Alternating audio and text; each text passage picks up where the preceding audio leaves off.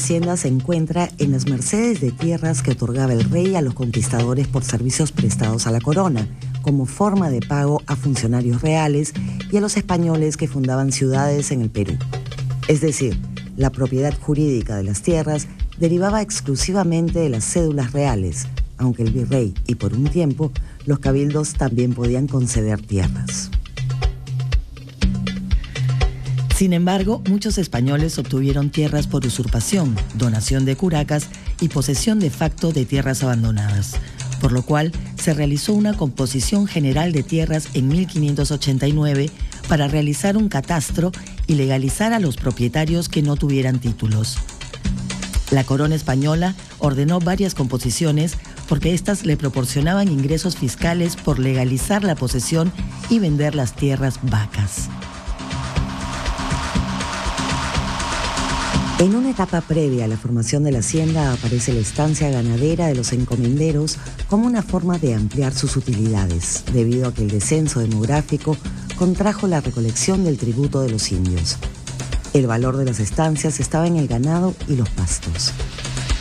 La tierra se trabajaba poco, pues la producción agrícola proviene básicamente de los ayllus y comunidades indígenas. Cuando se crean las reducciones de indígenas, como una respuesta, entre otras cosas, a la disminución demográfica y la excesiva dispersión de la población, con una tasa de reducción tan elevada como la que hubo en las primeras décadas, muchas comunidades indígenas estaban prácticamente a punto de desaparecer, ¿no? O habían desaparecido. Entonces era necesario reunirlas a todas ellas en lugares que la corona española y el poder colonial consideró mucho más apropiados, ¿no?, para el control de esta población, lo cual contribuyó a la destrucción de los ayllus prehispánicos, ¿no?, porque muchos de estos ayllus fueron reunidos con otras comunidades indígenas, asumiendo y creando lo que llamaríamos la identidad indígena colonial, ¿no?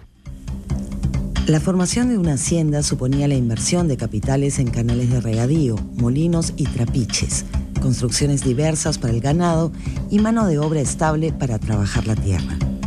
Esto significa que la tierra aumenta su valor y se convierte en una unidad productiva con una administración centralizada. Este proceso se logró entre fines del siglo XVI e inicios del XVII. A finales del siglo XVI, principios del XVII, muchas de las haciendas que van a caer en manos de los encomenderos tenían pues alrededor de 20.000, 30.000 cabezas de ganado, ¿no? Y sale pues claramente en los tributos la cantidad de ganado. La producción de las haciendas tenían como finalidad el comercio. Por un lado, de pan llevar, carne, aguardiente y vino para las ciudades y la población de las minas. En este caso, el hacendado combinaba la producción con el comercio, para lo cual contaba con recuas de mulas para el transporte. Por otro lado, habían haciendas especializadas en productos de exportación, como la caña de azúcar que se cultivaba en las plantaciones de la costa. En el campo limeño, la mayoría de la gente que trabajó era, ¿no?, esclavos. ¿Y por qué? Porque se decía que había poca mano de obra, ¿no? Y efectivamente, ¿no?, la gente del Ande no bajaba mucho para los trabajos acá de las haciendas. Mejor rendían los esclavos. A su vez, ellos tampoco rendían mucho en las alturas, ¿no? O sea que el lugar ideal, si podemos decirlo, era en la costa, ¿no? Y acá las haciendas de Lima, todas tenían unos más, unos menos, dependía de la posibilidad de gasto, vamos a decir, de compra, que tuvieran los dueños o los que alquilaron haciendas, que también los hubo. Las haciendas más importantes pertenecieron a los jesuitas, quienes tenían la capacidad de realizar grandes inversiones y tenían acceso a la mano de obra indígena.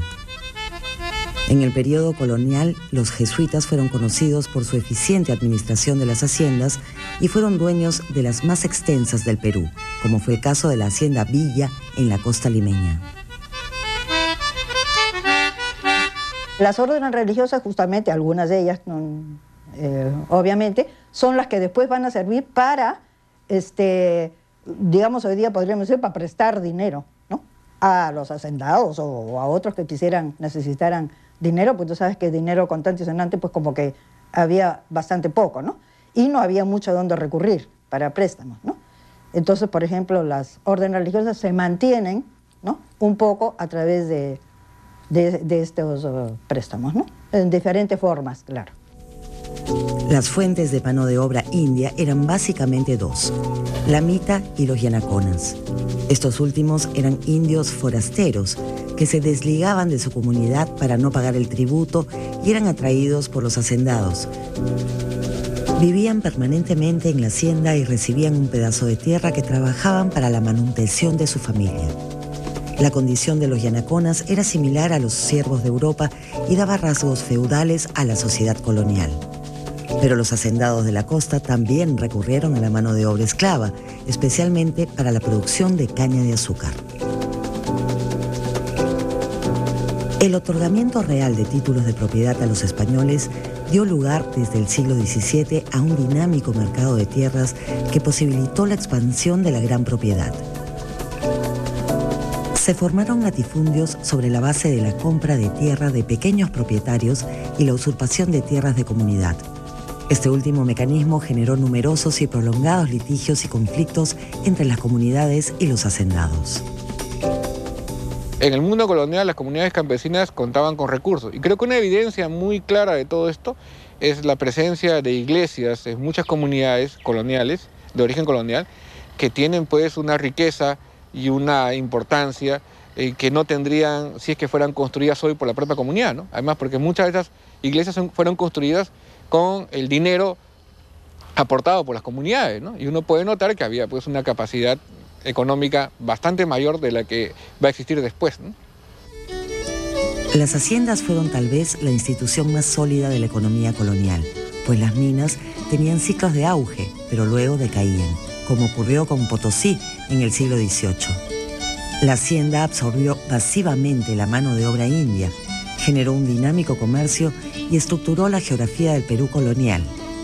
Eran grandes unidades de producción que articulaban la producción agrícola con la pecuaria, la artesanal y el comercio. Las haciendas sobrevivieron a la colonia y con procesos de modernización llegaron hasta el siglo XX.